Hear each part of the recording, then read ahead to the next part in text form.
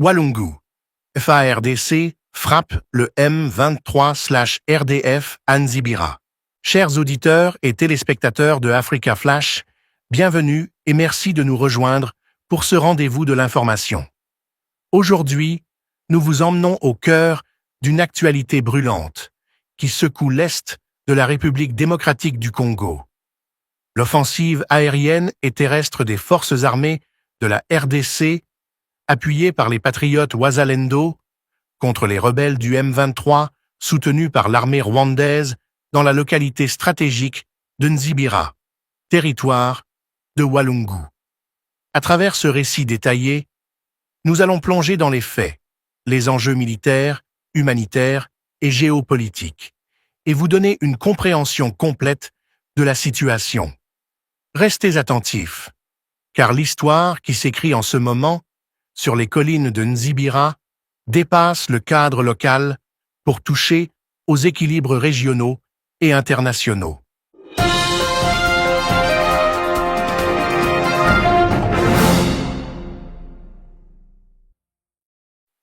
Merci de rester avec nous, chers auditeurs fidèles d'Africa Flashes. Nous sommes heureux de vous retrouver pour vous livrer une analyse approfondie de la situation sécuritaire de ce mercredi 1er octobre 2025, alors que le pays tout entier, et même la communauté internationale, gardent les yeux rivés sur Walungu, sur Nzibira et sur l'ensemble des territoires de l'Est en proie aux flammes de la guerre. Depuis plusieurs jours, les FARDC, décidés à reprendre l'initiative, ont lancé une série d'offensives d'envergure, notamment par des frappes aériennes d'une intensité rare contre les positions du M23/RDF retranchées dans les hauteurs. Ces frappes ciblées, menées avec précision grâce à l'usage de drones de reconnaissance et de chasseurs Sukhoi 25, ont permis de détruire des bases ennemies qui servaient non seulement de refuge, mais aussi de centre logistique pour les rebelles. L'agglomération de Nzibira, longtemps aux mains de l'ennemi, est devenue l'épicentre d'une bataille qui illustre la volonté du gouvernement congolais de rétablir son autorité sur chaque parcelle du territoire national. Les informations confirmées par des sources sécuritaires indiquent que les rebelles du M23, pris de court par la puissance de feu déployée, tentent de se fondre dans la population civile pour échapper aux frappes. Cette tactique, qui n'est pas nouvelle, illustre leur stratégie cynique consistant à utiliser des villages entiers comme boucliers humains. Mais loin de décourager les FARDC et les patriotes Wazalendo, cette manœuvre semble galvaniser leur détermination à libérer totalement la zone. Plusieurs collines, jadis fortifiées par le M23, ont été reconquises et neutralisées, et les survivants ennemis sont désormais traqués jusque dans les groupements voisins, notamment celui des Bamuguba. La situation sur le terrain reste néanmoins tendue. Des affrontements sporadiques éclatent encore autour de Nzibira, et les habitants, pris au piège de ce théâtre d'opération, vivent des heures d'angoisse. Nombre d'entre eux ont dû fuir vers des localités jugées plus sûres, mais d'autres, faute de moyens, continuent de vivre dans la peur, cloîtrés dans leurs maisons, priant pour la fin des combats. Les témoignages recueillis font état de familles entières déplacées, de champs abandonnés, de bétail perdu, accentuant une crise humanitaire déjà préoccupante. Au-delà de Nzibira, les combats s'étendent à d'autres territoires voisins, notamment Massissi. À Oufamandu Ier, des échanges nourris de tirs opposent depuis l'aube les patriotes Wazalendo aux rebelles du M23, semant la panique parmi les populations locales. Plusieurs familles de Rebecca, craignant pour leur sécurité, se déplacent vers Biro, dans le territoire de Walikale, espérant trouver refuge. Ce déplacement massif de population illustre une fois de plus le prix exorbitant que paient les civils dans ce conflit, qui depuis plus d'une décennie ensanglante le nord et le sud Kivu. Mais si la pression militaire est forte, la situation n'est pas figée. Dans certaines zones, comme Walikale, un calme précaire règne pour l'instant. Pourtant, ce silence est trompeur. Les forces ennemies, selon la société civile, prépareraient de nouvelles attaques contre les positions de résistance. Chaque heure qui passe pourrait donc voir la reprise d'affrontements violents. Hier encore, dans la chefferie des Bwitione, notamment à Kagati, des attaques rebelles ont ciblé des positions de défense locales, mais elles ont été repoussées grâce à la riposte des Wazalendo, qui affirment avoir neutralisé toutes les tentatives d'incursion. Ce contexte sécuritaire explosif s'inscrit dans une dynamique régionale plus vaste, car il ne s'agit pas seulement d'une guerre entre les FARDC et un mouvement rebelle.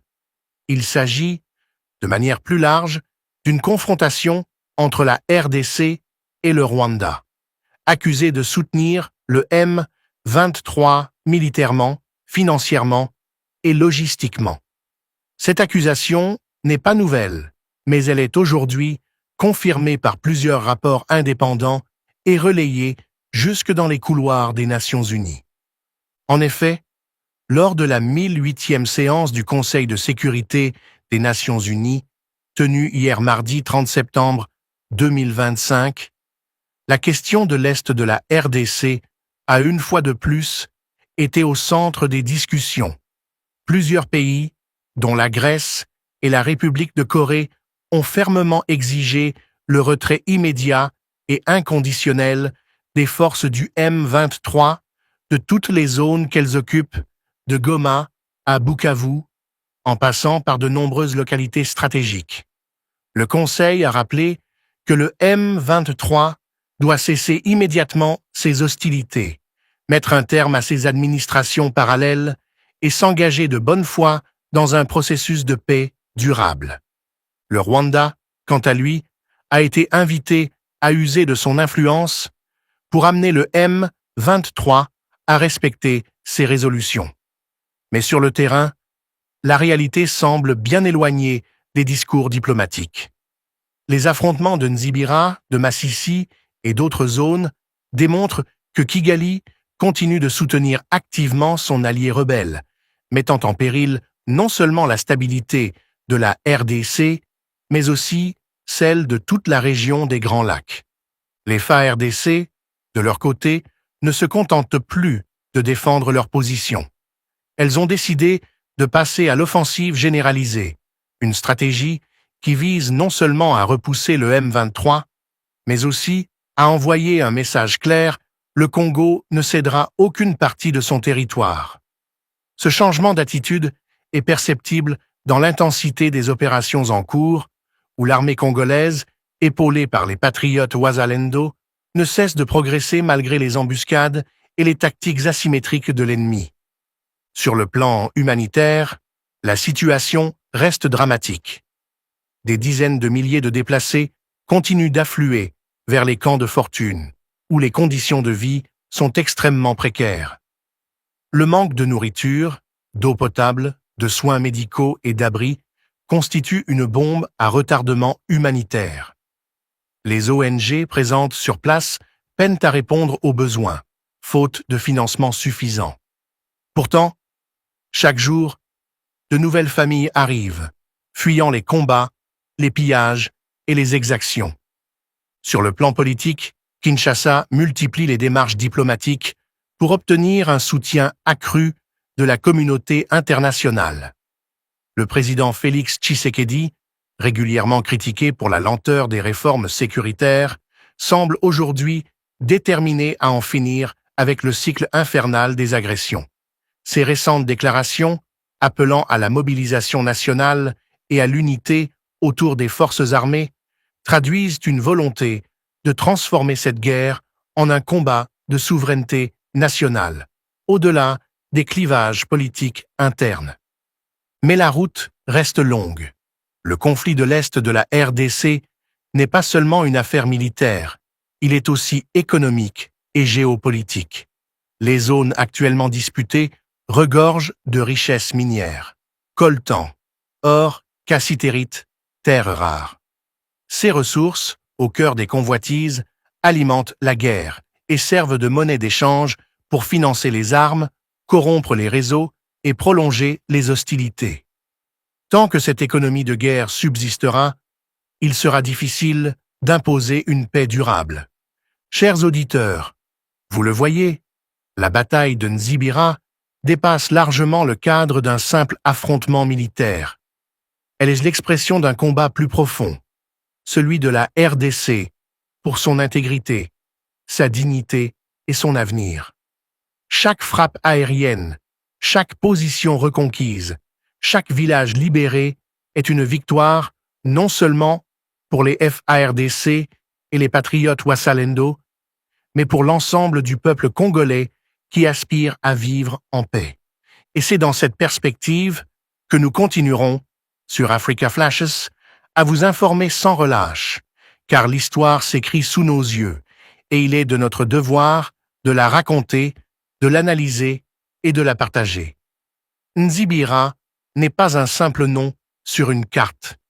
C'est le symbole d'une résistance, d'un courage et d'une détermination qui rappellent à tous que le Congo n'est pas à vendre, que le Congo ne se divise pas et que le Congo appartient avant tout à ses fils et à ses filles. Au fleuve Congo Hôtel, gouvernement, experts et partenaires se sont retrouvés pour réfléchir à un défi majeur, valoriser les paysages forestiers et renforcer une agriculture durable en République démocratique du Congo. Au cœur des échanges, la certification des produits comme clé d'accès au marché international et levier de croissance pour les filières de rente. Chimène Dondo et René Ngwangu. Au terme de l'atelier consacré au partenariat pour le paysage vivant et la chaîne de valeur agricole durable et génératrice, les participants ont unanimement reconnu l'importance cruciale de la certification pour accéder aux marchés internationaux. Ils ont également découvert l'offre spécifique de Rainforest Alliance destinée à accompagner les entreprises agricoles et les coopératives dans cette démarche. Il était question de présenter la stratégie 2020-2030, de présenter les outils qui sont développés et mis en œuvre par Rainforest Alliance pour assurer des produits, des chaînes de valeur durables, notamment cacao, café et d'autres. Nous attendons des différents participants que nous avons eu aujourd'hui de se joindre à Rainforest Alliance pour des marchés porteurs, pour des paysages bien gérés. Organisé dans un esprit de collaboration, cet atelier a réuni des représentants de l'État, des organisations de la société civile, de partenaires techniques et financiers, ainsi que de bailleurs de fonds. Objectif, bâtir des alliances solides pour préserver les forêts et la biodiversité, tout en stimulant l'économie rurale. Le résultat obtenu à Mokoto dans la province de l'Équateur sont prometteurs. Ils peuvent servir d'indicateurs pour mesurer les avancées vers les objectifs de développement durable en RDC. Grâce à l'intervention de Rainforest, par exemple à Mokoto, on est arrivé à augmenter la production agricole. Si cela peut être capitalisé, ça va faire quelque chose sur le plan national. Les autres services de l'État, les autres ministères sectoriels n'arrivent pas à capitaliser nos résultats pour intégrer cela dans les indicateurs nationaux, pour enseigner les ODD par exemple. Présente en République démocratique du Congo depuis 2021, Rainforest Alliance agit à l'intersection du commerce, de l'agriculture et de la conservation forestière. Son ambition, créer un monde où l'homme et la nature prospèrent en harmonie. Le Conseil économique et social a déjà formulé plusieurs avis. Et est-ce que ceux-là ont déjà été pris en considération? Le ministre de l'Emploi, Ferdinand Massamba, a reçu ce mardi dans son cabinet l'intersyndical de l'administration publique de son ministère. Au cœur des échanges, l'amélioration des conditions de travail des cadres et agents du secrétariat général ainsi que de l'inspection générale du travail. Les détails avec Willy Atunakov et Junior Bilambo. Les problèmes liés à l'amélioration des conditions du travail des cadres et agents de l'administration centrale, de l'emploi et travail, notamment la réhabilitation de l'immeuble Kimpoko, situé sous le boulevard du 30 juin, à côté de la direction générale de la CNSS, abritant les deux secrétariats généraux, l'inspection générale du travail, le transport en commun du personnel, les primes de fonction, la nomination des agents administratifs formés au même titre que les inspecteurs et contrôleurs du travail et la formation continue du personnel. Tous ces problèmes ont été soumis ce mardi 30 septembre 2025 au nouveau ministre de l'Emploi et Travail Ferdinand Massamba Ouamassamba par une délégation de l'intersyndicale du ministère du Travail conduite par son président Franklin Ndiama et Cyprien Kinyenye, président de la délégation syndicale de l'IGT. Nous avons discuté sur les cahiers de charges que nous avons introduits pour les PM, les agents du ministère du Travail. Et nous avons décortiqué ensemble avec le ministre. Il y en avait au moins 10 points et nous avons parlé de l'essentiel. L'excellence était ouverte. Il a répondu à toutes nos préoccupations. Il nous a même donné des recommandations que nous devons faire pour trouver des solutions idéales pour les problèmes des travailleurs que nous encadrons.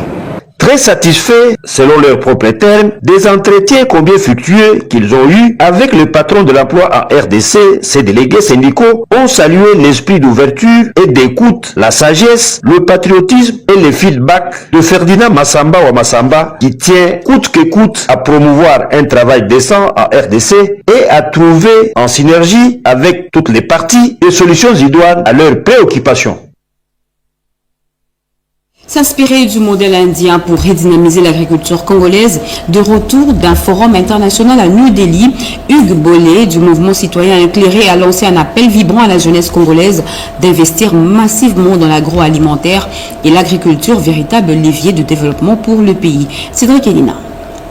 L'agriculture comme socle dans le développement d'un État, l'assertion fait unanimité et surtout quand on y associe la jeunesse. L'éveil patriotique et les changements de mentalité doivent aussi s'appuyer sur le développement économique. C'est ce qui justifie cette conférence de presse animée par Hugues Bollet, président du mouvement citoyen éclairé qui, dans une méthode pédagogique, a pu démontrer l'importance de l'agriculture en tant que levier de développement, mettant en relief l'agroalimentaire. Un projet qu'il a eu à défendre avec brio devant un échantillon significatif des partenaires agro-industriels lors de son dernier passage en Inde. Nous avons représenté notre pays, la RDC. On était parti plutôt parler des projets, surtout sur le plan agroalimentaire. Nous pensons que le développement de la République démocratique du Congo, à l'heure actuelle, va passer par le développement de cette indépendance sur le plan agroalimentaire. Donc on a vu les partenaires en Inde qui sont très intéressés, qui nous ont vraiment donné une place de choix. Ils veulent investir en RDC. C'était vraiment une question des relations win-win, que les Congolais gagnent et que les investisseurs gagnent. L'agroalimentaire, c'est un secteur porteur de développement. Tous les pays ne sont pas riches dans le sous-sol comme la RDC. Pour beaucoup, ils sont basés sur l'agroalimentaire, sur l'agriculture, la pêche et l'élevage pour développer leur pays. Et nous avons cette possibilité avec 80 millions de terres arables de développer notre pays à travers l'agriculture. C'est un secteur clé, c'est un secteur porteur d'externalités positives. Impressionné par son brillant exposé dans l'auditoire, les organisateurs de ces salons lui ont décerné un diplôme d'honneur. Ce cadre lui a permis également d'échanger avec certains étudiants de la communauté congolaise en Inde dans l'optique de les inciter à s'investir plus et sans gêne au travail de la terre. Un invité dans ce journal, il s'agit du professeur Kiaboba, il est premier vice-président du Conseil économique et social. Avec lui, nous allons nous entretenir sur l'ouverture de la session du Conseil économique et social. Bonsoir, monsieur le professeur. Bonsoir, madame. C'est donc confirmé demain, demain, 1er l'ouverture. octobre, mercredi 1er octobre, ouverture de la session d'octobre. C'est une session ordinaire. Et quels seront les enjeux? Les enjeux, en fait, les thèmes principaux, c'est la RDC face aux enjeux du moment. Et alors, il y a plusieurs aspects que nous pouvons aborder, notamment, commençant toujours par les enjeux sociaux, économiques, culturels, sécuritaires bien entendu, environnementaux, sanitaires et ceux qui touchent à l'alimentation. Donc, ce sont tous ces enjeux. En fait, c'est la vie nationale du pays. Justement, parlant de la vie nationale, ça fait plusieurs fois que le Conseil économique et social tienne les sessions et les avis sont reformulés ou formulés par les conseillers de la République, c'est ça? Alors, quels sont déjà vos avis qui ont été pris en considération pour l'amélioration du social de Congolais? Je vais d'abord dire que nous ouvrons demain, 1er octobre, la session ordinaire, mais c'est une session qui fait suite. La session d'octobre, c'est la deuxième session de l'année civile. Nous avons eu une première session en avril, parce que selon la loi, nous tenons 2 sessions par an. Première session d'avril, là, nous avons eu à émettre des avis qui touchent justement aux aspects économiques et sociaux. Et entre autres, si je prends l'aspect social, nous avons eu à parler du problème de catastrophes naturelles. Nous vivons les inondations, les érosions et tout ça. Nous avons eu à parler de cela. Mais sur le plan économique, nous avons parlé ou nous avons émis un avis important sur l'intermédiation financière locale pour autofinancer l'économie. Donc voilà, ce sont des avis parmi tant d'autres que nous avons examinés parce que nous en avons eu 5, plus une note technique à la session d'avril. Et maintenant, comme nous sommes en la session d'octobre, c'est une continuation. Il y a des matières qui étaient en gestation, qui n'ont pas été conclues. Nous allons pouvoir les adopter maintenant. Et là, il y a plusieurs matières qui sont prévues à l'agenda du Conseil économique et social. Mais comme c'est une ouverture, nous allons passer par, d'ailleurs, le seul point qui est à l'ordre du jour demain, c'est l'allocution du président du Conseil économique et social, qui va justement passer en revue les différents aspects de ces enjeux qui se présentent maintenant dans le pays. Monsieur le professeur, merci d'avoir accepté l'invitation de la RTNC justement pour éclairer la lanterne de nos milliers et des millions de téléspectateurs. Je rappelle là que vous êtes monsieur le professeur Léon Kiabouba, premier vice-président du Conseil économique et social. Le rendez-vous est donc pris pour demain. À Enongo, chef-lieu de la province du Maïndombe, le vice-premier ministre de l'Intérieur, Jacques-Mé Chabani, a procédé au lancement officiel de la vulgarisation des textes légaux relatifs à la création, à l'organisation et au fonctionnement des comités provinciaux et locaux de sécurité. Bobo Anan Mokondi nous promet les images dans notre édition de 23h. Fin de ce journal.